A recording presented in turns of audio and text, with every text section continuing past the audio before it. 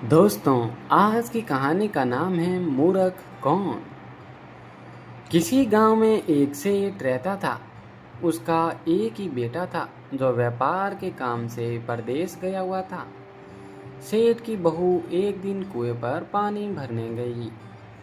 घड़ा जब भर गया तो उसे उठाकर कुएं के मुंडेर पर रख दिया और अपना हाथ मुंह धोने लगी। तभी कहीं से 4 राहगीर वहां आ पहुंचे। एक राहगीर बोला, बहन, मैं बहुत प्यासा हूँ, क्या मुझे पानी पिला दोगी?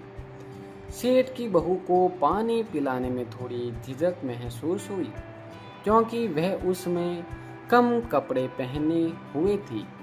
उसके पास लोटा या गिलास भी नहीं था जिससे वह पानी पिला देती। इसी कारण वहां उन राहगीरों को पानी पिलाना उसे ठीक नहीं लगा। बहू ने उससे पूछा, आप कौन हैं? राहगीर ने कहा, मैं एक यात्री हूँ। बहू बोली, यात्री तो संसार में केवल 2 ही होते हैं। आप उन दोनों में से कौन हैं?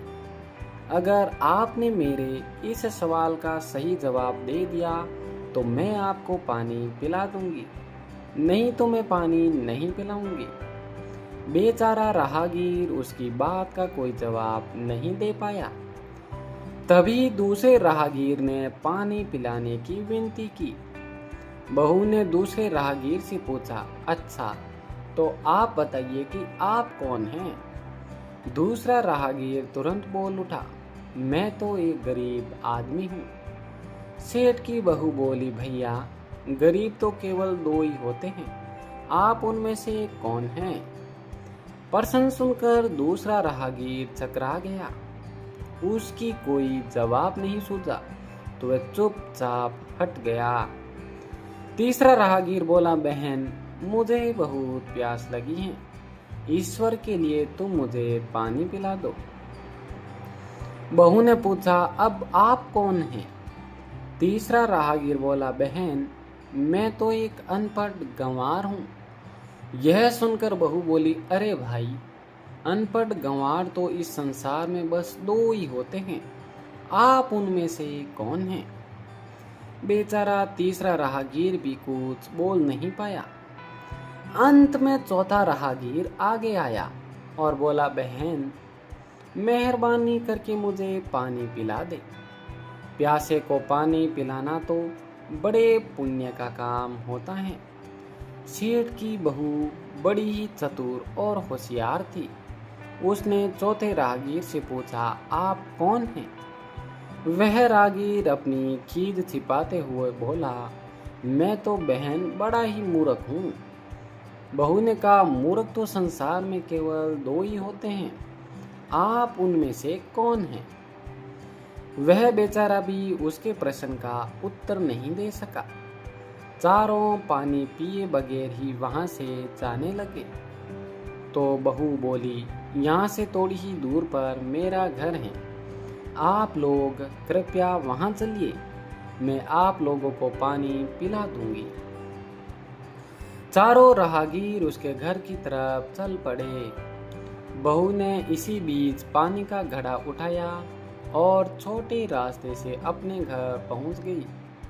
उसने घड़ा रख दिया और अपने कपड़े ठीक तरह से पहन लिए। इतने में वे चारों राहगीर उसके घर पहुंच गए। बहू ने उन सभी को गुड़ दिया और पानी पिलाया। पानी पीने के बाद वे राहगीर अपनी राह पर चल पड़े। सेठ उस समय घर में एक तरफ बैठा यह सब देख रहा था। उसे बड़ा दुख हुआ। वह सोचने लगा, इसका पति तो व्यापार करने के लिए परदेश गया है और यह उसकी गैर हाजिरी में पराये मर्दों को घर बुलाती हैं, उनके साथ हंसती और बोलती हैं। इसे तो मेरा भी लिहाज नहीं है। यह सब देख अगर मैं चुप रह गया तो आगे से इसकी हिम्मत और बढ़ जाएगी। मेरे सामने इसे किसी से बोलते बतियाते शर्म नहीं आती, तो मेरे पीछे न जाने क्या क्या करती होगी। फिर एक बात यह भी है कि बीमारी कोई अपने आप ठीक नहीं होती, उसके लिए वैद्य के पास जाना पड़ता है। क्यों न इसका फैसला राजा पर ही छोड़ दूं। यही सोचता वह सीधा राजा के पास जा पहुंचा और अपनी परेशानी बताई। सेठ की सारी बातें सुनकर राजा ने उसी वक्त बहू को बुलाने के लिए सिपाही बुलवा भेजे और उनसे कहा, तुरंत सेठ की बहू को राजसभा में उपस्थित किया जाए। राजा के सिपाहियों को अपने घर पर आया देख उस सेठ की पत्नी ने अपनी बहू से पूछा, क्या बात है बहू रानी, क्या तुम्हारे किसी से कहा सुनी हो गई थी, जो उसकी शिकायत पर राजा ने तुम्हें बुलाने के लिए सिपाही भेज दिए? बहू ने सास की चिंता को दूर करते हुए कहा, नहीं सासू माँ, मेरी किसी से कोई कहा सुनी नहीं हुई है, आप जरा भी फिक्र न करें। सास को आश्वस्त कर वह सिपाहियों से बोली, तुम पहले अपने राजा से यह पूछ कर आओ कि उन्होंने मुझे किस रूप में बुलाया है, बहन, बेटी या फिर बहू के रूप में, किस रूप में उनकी राजसभा में मैं आऊं। बहू की बात सुन सिपाही वापस चले गए। उन्होंने राजा को सारी बातें बताई।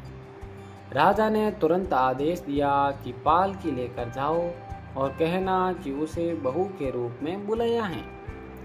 सिपाहियों ने राजा की आज्ञा के अनुसार जाकर सेठ की बहू से कहा, राजा ने आपको बहू के रूप में आने के लिए पालकी भेजी है। बहू उसी समय पालकी में बैठकर राजसभा में जा पहुंची। राजा ने बहू से पूछा, तुम दूसरे पुरुषों को घर क्यों बुला लाई, जबकि तुम्हारा पति घर पर नहीं है? बहू बोली, महाराज, मैंने तो केवल कर्तव्य का पालन किया। प्यासे पंथिकों को पानी पिलाना कोई अपराध नहीं है, यह हर गृहिणी का कर्तव्य है।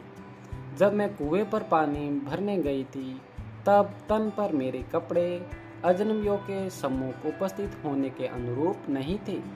इसी कारण उन राहगीरों को कुएं पर पानी नहीं पिलाया। उन्हें बड़ी प्यास लगी थी और मैं उन्हें पानी पिलाना चाहती थी, इसलिए उनसे मैंने मुश्किल प्रश्न पूछे और जब वे उनका उत्तर नहीं दे पाए तो उन्हें घर बुला लाई। घर पहुंचकर ही उन्हें पानी पिलाना उचित था। राजा को बहू की बात ठीक लगी। राजा को उन प्रश्नों के बारे में जानने की बड़ी उत्सुकता हुई जो बहू ने चारों राहगीरों से पूछे थे। राजा ने सेठ की बहू से कहा, भला मैं भी तो सुनूं कि वे कौन से प्रश्न थे जिनका उत्तर वे लोग नहीं दे पाए। बहू ने तब वे सभी प्रश्न दोहरा दिए। बहू के प्रश्न सुन राजा और सभासद चकित रह गए। फिर राजा ने उससे कहा, तुम खुद ही इन प्रश्नों के उत्तर दो, हम अब तुमसे यह जानना चाहते हैं। बहू बोली, महाराज, मेरी दृष्टि में पहले प्रश्न का उत्तर है कि संसार में सिर्फ दो ही यात्री हैं, सूर्य और चंद्रमा।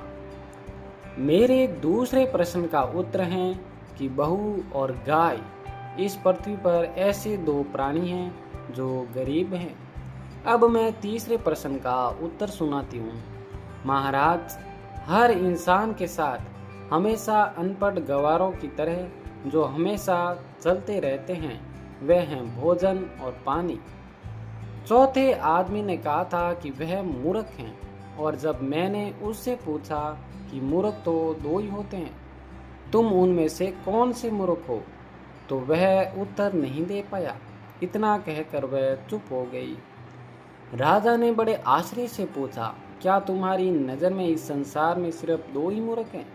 हाँ महाराज, इस घड़ी इसमें मेरी नज़र में सिर्फ दो ही मूर्ख हैं। राजा ने कहा, तुरंत बतलाओ कि वे दो मूर्ख कौन हैं। इस पर बहू बोली, महाराज, मेरी जान बख्श दी जाए तो मैं इसका उत्तर दूं। राजा को बड़ी उत्सुकता थी यह जानने कि वह दो मूर्ख कौन हैं, सो उसने तुरंत बहू से कह दिया, तुम निसंकोच होकर कहो।